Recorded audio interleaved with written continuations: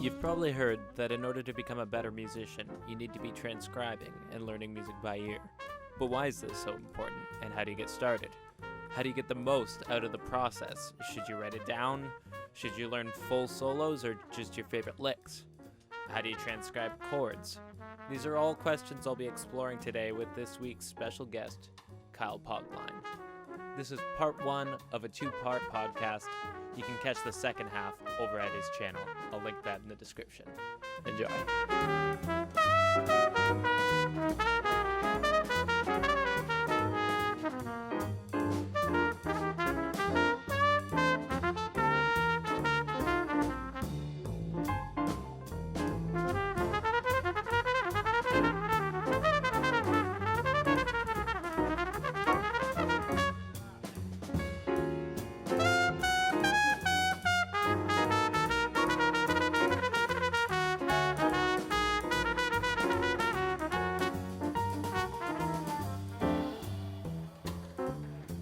So I'm here with my buddy Kyle Pogline today. We're going to talk about transcribing. We're going to give you our best tips and thoughts about how we approach it and how we get the most out of the process.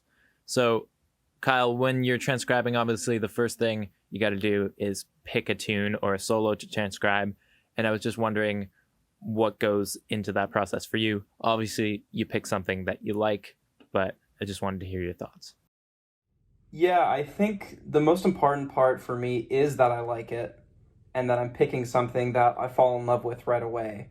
Because if I'm listening to a solo or listening to a record that I want to dive into and I'm just not really actually feeling it and I'm not actually enjoying it, then it's not very productive in terms of a learning process and actually bettering yourself. So I think just the most important part is that you like it, because then you're actually going to want to digest the information and not just learn it because, oh, I think it's just going to be good for my playing or learn this language, yada, yada, So it kind of becomes more than just education, Right. So yeah, both of us at Humber, when we were doing our music degrees, we had to do a lot of lifts, and some of them would be things that we chose. Some of them would be things that teachers chose for us. And I think I enjoyed a lot of those too, and they were things that I might not have lifted otherwise. So I think sometimes there's some benefit to that, but it's definitely more enjoyable when it's something that you choose, that you want to incorporate into your playing, and I think that makes the process more enjoyable. But what about skill level? How much do you push yourself when you transcribe? Do you ever get frustrated if you pick something too hard? Yes, I definitely do get frustrated. But, that's kind of the cool thing about it, is because it's a way to test yourself in a way. I mean, typically to my fault, I definitely try to, well, I don't try to, but I end up avoiding certain solos if I hear a part where I'm oh, I can't play that, But there are a lot of solos that I really like that are really difficult. So maybe I'll just peel certain little bits from it that I actually can play, that I can actually digest and play on the instrument. Just from Humber's standpoint and learning lifts that they assign to you. With the ear training classes, I find that they have certain goals for each transcription and why they're having you learn it. Maybe it's for different sounds that they're trying to work on in the class, or just different things like that, so I can totally understand why they're assigning the lifts that they are, because they want it to be both realistic and cover the concepts that they're trying to go over in class. So that part I definitely get. But I think just in terms of your own free time and shaping your own language and artistic voice, I think your attitude and just love for what you're doing kind of precedes everything else. Right. Yeah, I agree with that. That brings me to something else I wanted to talk about too, which is lifting entire solos versus lifting just licks. Some people swear by one or the other. I've definitely done both, and I just wanted you to weigh in on that and tell me what you think. Yeah, so, and I've thought about this quite a bit. when you lift just little phrases, it's great because you don't have to not waste your time, but spend your time learning a bunch of things that you're not exactly interested in. Maybe with like a solo, maybe it's like more of like a modern type of solo, and I'm just really interested in one line that some person plays. Like, oh, I have to know exactly what they're playing, and I want to understand what they're playing. But then there's the other side of lifting full solos in terms of just an entire musical standpoint of like phrasing, delivery, inflection, and just the overall arc of the solo, and being able to feel and be inside that player's head. There needs to be a healthy balance of both, and you really need to determine what your goals are when you're transcribing, and that kind of determines which avenue you're going to go down. Right.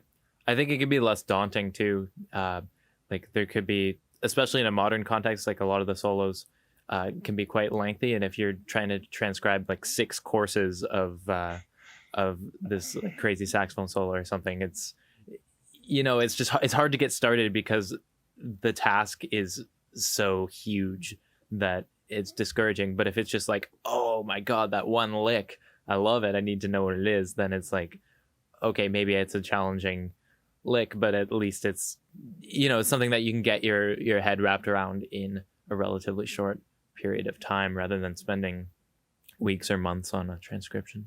Yeah, and I'm not typically the kind of person who can lift like 6 choruses. I like to keep my transcription process very concise, short, digestible, but like also very fun. When I'm on like the edge of like my enthusiasm for a solo, then it just doesn't feel the same as when I'm like really hyped on it. Right, you can lose some of that passion for what you're learning. I think that's important. Do you have a process that goes into like preparing to do a lift? Or I guess that it ties into tune selection as well, or lift selection, but once you've decided something, how do you start? So about like 3 years ago, I took some lessons with Scotty Barnhart, amazing trumpet player. He's the director of the Count Basie Orchestra. And so he was talking about how you want to have at least some of it memorized before you go into it. So usually nowadays what happens is like I'll hear a solo, and like the first time I hear it, I'm like, oh man, I have to learn that. Like I have to learn that solo, like that is so killing. So then what I'll do is I'll pretty much listen to that one track maybe like a dozen times or so, and just try to pick up what I can from it. Just so you get the general like vibe of like the phrasing and just like where it goes and stuff like that. Because it makes it a little bit easier down the road when you're going to transcribe it, as opposed to just like hearing it once and then being like, okay, let's just go into it cold turkey, So I think that's kind of what I recommend, is at least listen to it a few times before you actually go and try to transcribe it. And then the actual like process of like transcribing, like, I mean, I have pretty good ears, so it really doesn't take me that long to like figure out all the notes. But I mean, I really believe in taking it as slow as you need to, you know what I mean? Like not everyone can take it a bar at a time, or even 4 bars at a time. I don't really know even who does that. So I'll take it even like 3 notes at a time, and I'll like put it into a program and stop and play it and stop and play it, But I think it also brings up the argument of not improving your ears that way, and sometimes you want to challenge yourself into learning like a phrase at a time, But I mean, it really just depends what you're trying to get out of it. So. For sure, and it depends on the lift and where you are in terms of your ears and your technique and all that sort of thing. So, yeah, just do what you can, and don't you want to push yourself, but not hold yourself to an unrealistic standard either. So you talked about taking it as slow as you need to, which I think is great advice. But do you ever actually physically slow down the playback? It's controversial. Yeah, so I have in the past. I did when I was learning Clifford Brown's Cherokee solo, because that goes very fast. But now, since it's been a few years later, my ears have developed quite a lot more. So now when it comes to up-tempo pieces, I really don't have to slow it down as much. like for me is like I don't like slowing it down, but I will start and stop the recording as many times as I need to and go back, you know. So that's kind of my general way I go about it. Thanks for tuning in, everybody. If you made it this far, give this video a like, and make sure to check out Kyle Pogline's page, which I'll link in the description. Part 2 of this riveting discussion will be posted there shortly. I'll see you soon.